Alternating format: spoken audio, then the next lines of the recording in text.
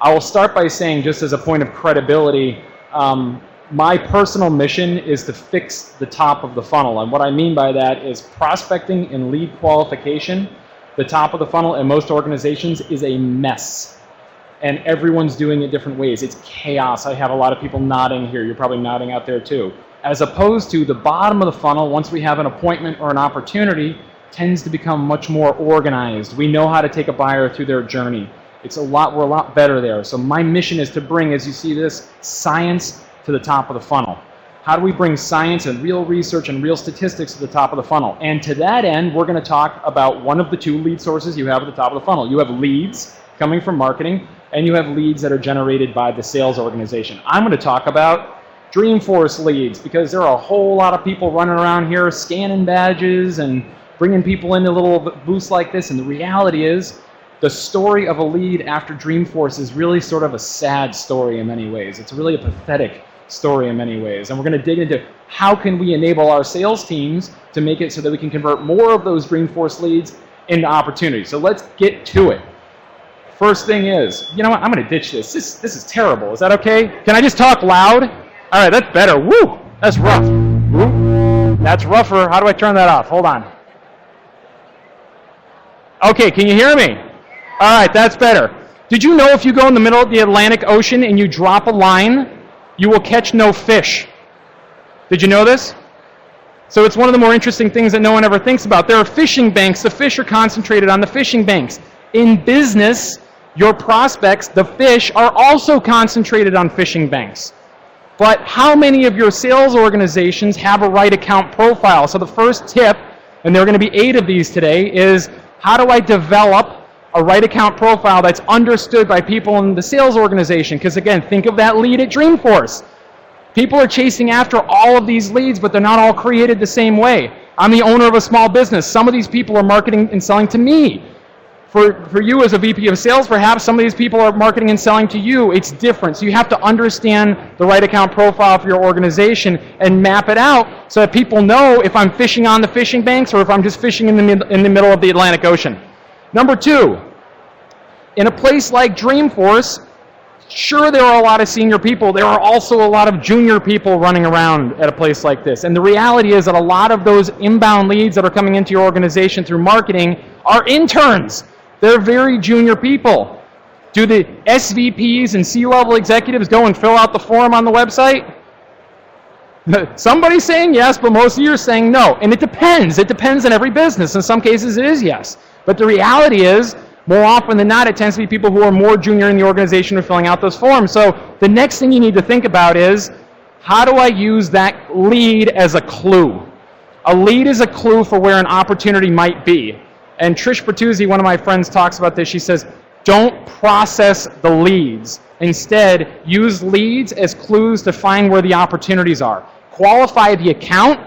Don't qualify the contact. So if your inside sales organization is just following up on the leads that are coming inbound and calling them all, 3 voicemails, 3 emails, and then disqualify, congratulations, you're processing leads, just like it's a conveyor belt. But you're never using any insight and intelligence to map the org chart and find out where the opportunity might lie. Who's the person that's sending this junior person to go and find this information? So you need to do that. There's an ebook I recommend you write down. It's called Sales Speaks.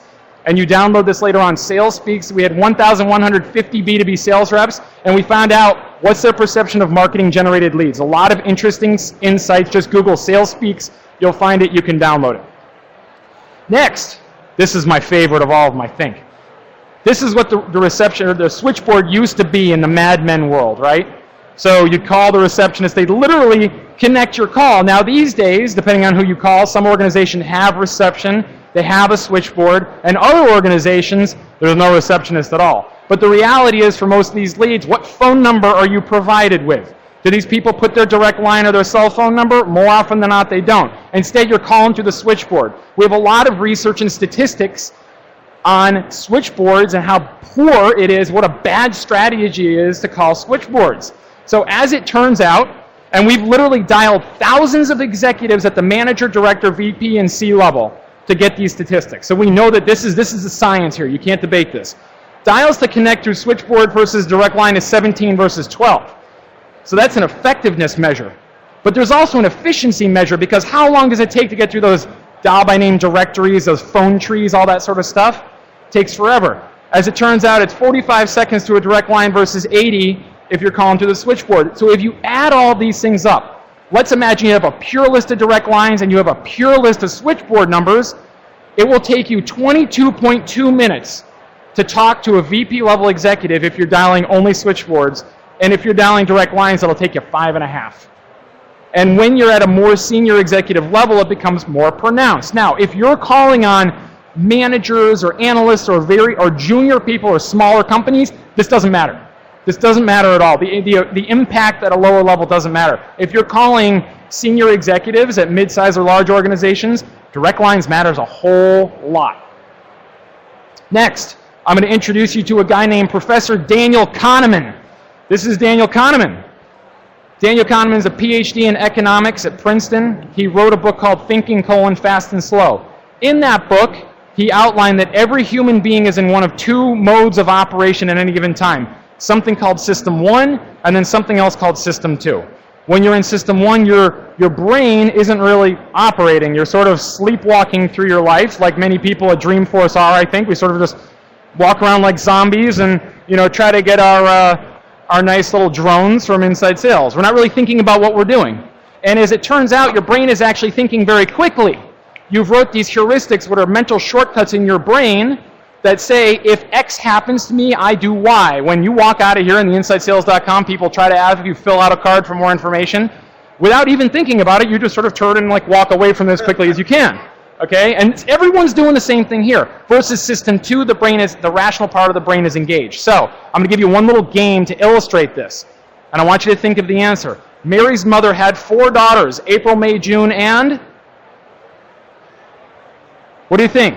Mary's mother had 4 daughters, April, May, June, and? The correct answer is Mary. Now, how many people say July? Be honest, how many of you said July? They always do. You're laughing because you're being honest with yourselves, all right? What's happening in our brain? We have a little rule that says, pattern, April, May, June. We fill it in. July, it's not a common female name. You're in System 1. Versus this gentleman was in System 2. Congratulations. So, what the heck does this have to do with prospecting? It has everything to do with prospecting. We have to tell them information about them. We have to get our prospects out of System 1 and into System 2.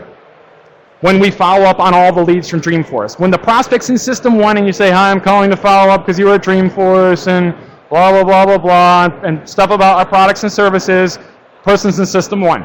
How do we get them into System 2? Pre-call research, right? Something we call 3x3 research. We're finding information on the company or contact quickly in 3 minutes of research. Now, if you study prospectors, they fall into one of two categories, or lead qualifiers. They're either cowboys or cowgirls or librarians. Cowboys, shoot from the hip, ask questions later, tons of volume. Librarians, what do? Research 2 accounts all day long and make 2 phone calls and send 2 emails. And I know some sniper librarians who are very good. What's the right answer? Be an informed cowboy or cowgirl. Get a little bit of information to get the prospect into System 2 and do it quickly. Next point. There are a lot of people running around here right now doing what? Selling. Everyone's selling their products and services, hustling and selling, selling, selling. This is the biggest problem with the top of the funnel. Are any of you people ready to buy right now? No. So how could someone sell to you? It's absurd. It doesn't make any sense, but people are out there doing it all the time. So we have to stop selling in the top of the funnel. Everyone agrees with that, right? When we just push products and services in the top of the funnel, it doesn't work. So then if we're not selling, what the heck are we supposed to do? We need to create value for that meeting, for that interaction. Any of you know the Challenger Sale Corporate Executive Board? Challenger Sale, it's the famous book. You should know it. You should read it at some point, the Challenger Sale. And in that, they talk about, is the sales call so good that the prospect would be willing to pay for it? So we're not saying, come and buy. We're saying the meeting is worthwhile. The appointment has inherent value. So you have to start thinking more from that standpoint. Next thing, when sales reps call up with their little BANT qualification sheet after Dreamforce, what do? They start asking you questions. The other day, I answered the phone, and I had someone in an outsourced call center in New Hampshire. Hi, Steve, are you? And I own a small business, about 55 employees, so I end up on these lists. Hi, Steve, do you have budget for ERP systems in the next 6 months? Huh? And they said, do you have authority to buy ERP systems? Yeah, I do, but why? What is this about? What is this? Yeah, do you guys need an ERP system? I go, you're asking me BANT. They were literally asking me B-A-N-T, BANT in order, okay? And we feel like this guy being interrogated by these sales professionals asking all these questions. You haven't earned the right to do it. I'm going to introduce you to another scientist named Dr. Robert Fried Bales. Bales did groundbreaking research on interactive human behavior. As it turns out, there are 11 different categories of interactive human behavior, like gives or seeks opinion, gives information, asks for information, those sorts of things. And as it turns out, the reason we ask questions in sales all goes back to this guy, Robert Fried Bales. So how many of you, by show of hands, have been taught asking questions in sales is good? Raise your hand. Is it good asking questions in sales? We all know that. Asking questions. We all ask questions. Nobody knows why. Nobody knows the history. They don't know the science. And here's the other interesting thing. How many of your organizations teach you how to listen? Nobody does. Very, very few organizations actually teach you what active listening is, what it means, and how to listen. And this is the science between what makes some salespeople fantastic at the top of the funnel and some salespeople miserable at the top of the funnel. We all do this all the time. We throw up, we do that moment with our products and services, and they say, what do you do? Ugh. And just throw it all out there, right? And we have that moment. I think a lot of people had that moment after Bruno Mars last night, right? So what do you do? How do you avoid that moment where you walk around to all these booths at Dreamforce, and what do right off the bat? Hi, well, we're doing this, and we're this, and we're that, and telling you all these wonderful things about them, and they're just throwing up about their products and services. And what are you doing at that point? Are you really listening? You even understand what the hell they're talking about half the time? I don't. They get this marketing message they've been told to just spew out there. It doesn't make any sense. Instead, what do? Tip number 7 are what are called truths. We call them universal truths. So they're a universal truth for all humanity. What's true for everyone in the world? What's a universal truth? Breathing. We all have to breathe. Sleeping and dying. Thank you. That was very nice.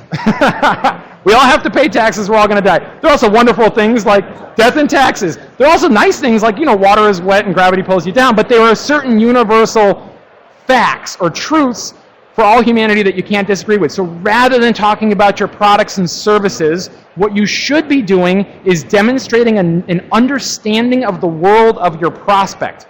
Say something to them that they can't disagree with.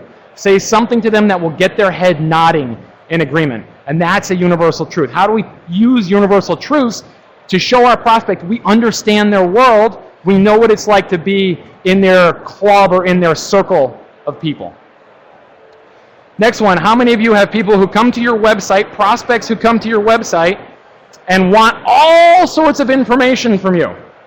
All sorts of pricing information, give me a proposal, and then when you ask them a few questions like, why are you doing this, or what are you guys trying to accomplish, they don't tell you anything at all.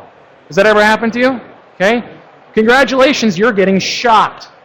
And the reality is that most of those inbound leads or these people at Dreamforce all of a sudden have to get all of your information and they're not willing to tell you anything, aren't going to buy from you at all. You're what's called column fodder.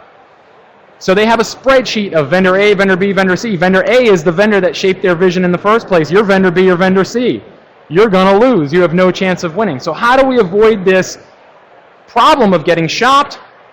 And the answer is we have to understand how to recognize where a buyer is in their decision making. This is more where science comes back to bear here.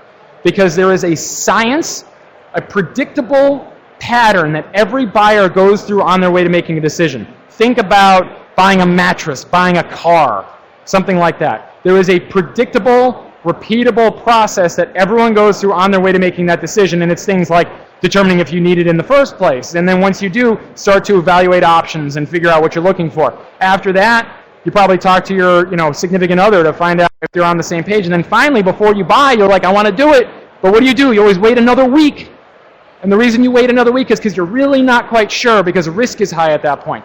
So you need to understand, and this is tip number 8, you need to understand what does the buying journey look like for a prospect? And then how do I recognize? Can my sales team recognize where the prospect is in that buying process along the way? 8 different tips on how to qualify leads from Dreamforce and do a better job qualifying Dreamforce leads. That's what I'm trying to say. Do any of you do annual sales meetings, annual sales kickoff meetings? Anybody? Any companies have? Any of your companies have that? All right. If you go to this website right here and fill it out, you have there were 4 Amazon gift cards, $250 Amazon gift cards that we're giving away. So what we're doing is the only known research project ever conducted on annual sales kickoff meetings.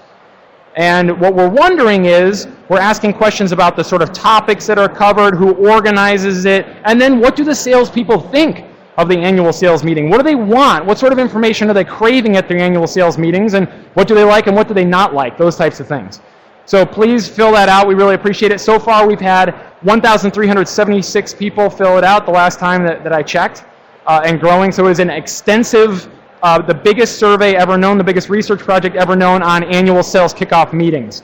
So please, I ask you to fill that out. And there's a good chance that somebody here will walk away with a $250 gift card. We manage the survey and everything after the fact, and then you'll have a chance to, you'll receive the report. Yep, you'll receive all the information later on. Yep.